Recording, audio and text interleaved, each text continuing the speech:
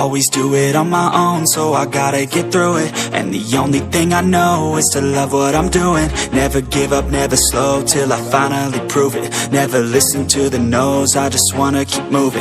Keep my head up when I act, head up, that's a fact. Never looking back, I'ma keep myself on track. Keep my head up. Assalamualaikum warahmatullahi wabarakatuh. Perkenalkan, nama saya Bayhaki Akbar.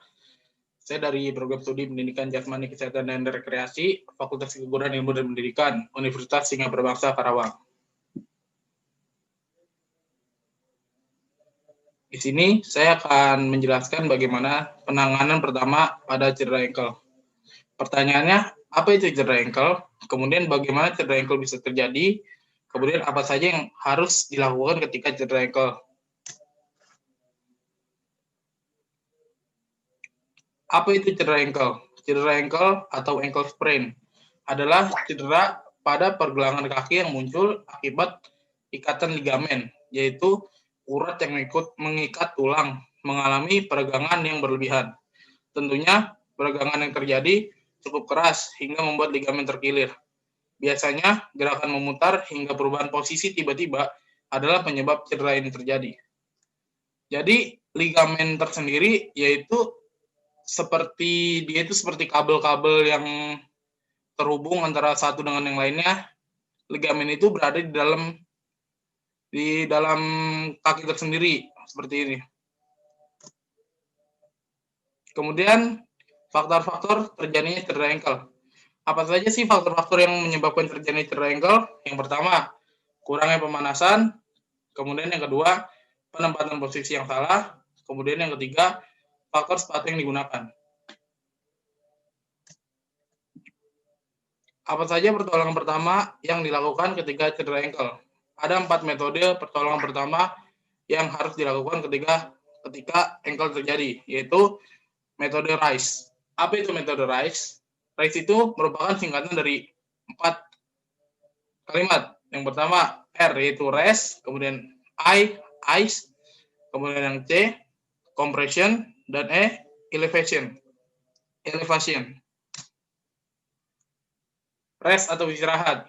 Rest bertujuan untuk merelaksasikan kaki agar tidak tegang dan meminimalisir cedera ankle tersebut agar tidak semakin parah lagi. Jadi ketika ankle terjadi, jangan langsung diurut atau banyak bergerak dulu. Sebaiknya ketika terjadi cedera ankle harus menepi terlebih dahulu untuk mengistirahatkan kakinya agar cederanya tidak semakin parah. Kemudian setelah beristirahat, ada metode yang kedua yaitu RICE. RICE yaitu metode mengompres kaki dengan ice. Anda juga bisa dalam metode ice ini, Anda juga bisa mengurangi rasa sakit dan meredakan pembekakan pada ankle dengan kompres dingin. Caranya bungkus es batu dengan kain atau basahi handuk kecil yang bersih dengan air dingin, lalu tempelkan pada bagian kaki yang terasa sakit selama 15-20 menit. Lakukan cara ini tiap 2-3 jam sekali, atau bisa juga dengan cara merendam kaki yang mengalami cedera ankle ke air es. Kemudian yang ketiga ada metode compression atau metode compression ini atau pemberian kompresi atau tekanan yang dilakukan dengan memberikan pembalut atau perekat. Biasanya perekatnya menggunakan koyo olahraga atau kinesio tape atau bisa menggunakan perban biasa.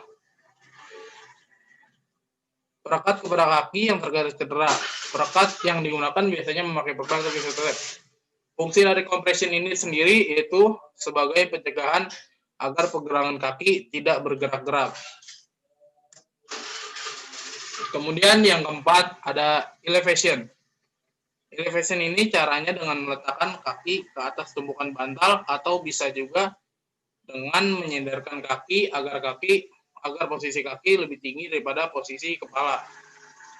Bisa juga menggunakan sofa. Hal ini bertujuan untuk mengurangi pembekakan dan mengurangi rasa sakit. Sebab darah akan mengalir lagi ke otak dan tidak menggumpal di dalam pergelangan kaki yang sakit. Oke, mungkin itu saja yang bisa saya sampaikan. Ada yang ingin bertanya?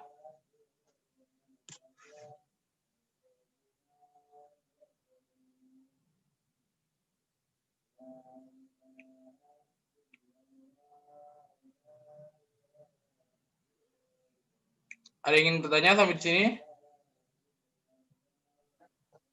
Izin bertanya Kak, Oh iya, silakan. dari tadi penanganan cedera pada ankle itu kan menggunakan metode RICE ya. Nah, Iya. metode RICE itu kan yang pertama R tuh, rest, istirahat. Nah, Rest. diistirahatkannya itu selama berapa jam setelah cedera itu terjadi ya? Sekian, terima kasih. Setelah terjadinya ankle tersebut. Ya, setelah terjadinya cedera, waktu yang cukup untuk mengistirahatkan ankle tersebut itu seberapa lama waktu tepatnya gitu. Kan kadang kita cuma sebentar istirahat langsung kasih es. Oh iya, berarti waktu sebelum dikasih esnya ya? Iya. Oke.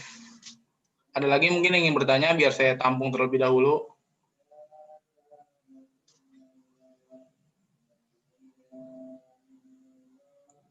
Ya udah, saya mungkin akan menjawab pertanyaan dari Nur Hadi ya. Jadi gini Nur Hadi, ketika kita atau seseorang mengalami cedera ankle, itu biasanya dia harus menepi terlebih dahulu. Misalnya katakanlah dia bermain futsal di siang hari.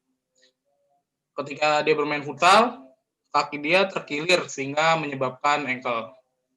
Jadi dia harus menepi terlebih dahulu, tidak boleh dipaksakan dia untuk bermain lagi, bermain kembali, dan waktu yang dibutuhkan biasanya itu kalau cepatnya itu 3-4 jam sebelum dikompres dengan air es. Jadi dia 3-4 jam itu diistirahatkan terlebih dahulu, kemudian kalau sudah baru kaki tersebut dikompres dengan air es atau direndam dengan air es atau dikompres dengan es batu sama aja.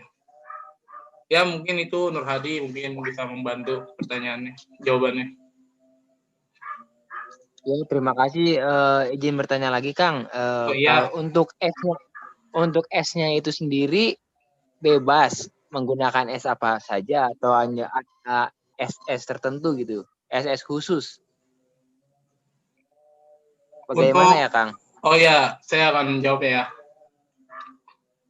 Untuk memberikan esnya tersendiri itu lebih bagusnya lagi menggunakan air es, yaitu kakinya tersebut direndam sehingga kalau menggunakan air es itu akan maksimal perendaman kakinya, jadi semua bagian yang terkena ankle itu bisa terendam. Maaf Kang, tapi kan setelah ice itu ada compression. Kalau direndam gimana ngompresnya ya? Iya, jadi biar tidak salah paham itu, jadi kaki tersebut itu direndam. Kemudian ketika direndam selama beberapa menit dan dilakukan secara berulang, baru dikasih compression, dikasih tekanan seperti tapping ataupun perban. Di kompresnya itu tetap menggunakan es atau tidak, Kang? Wah, ini pertanyaan bagus ini, saya suka nih.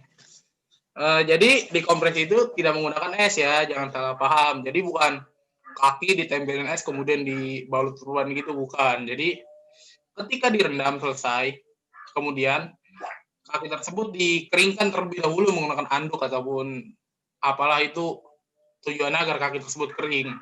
Kemudian jika sudah kering, baru dibalut dengan perban ataupun tapping gitu.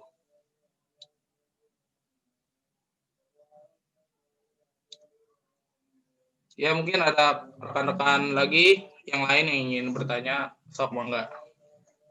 Ya, makasih Kang jawabannya Kang. Ya, sama-sama. Ya mungkin itu saja, sekian dari saya.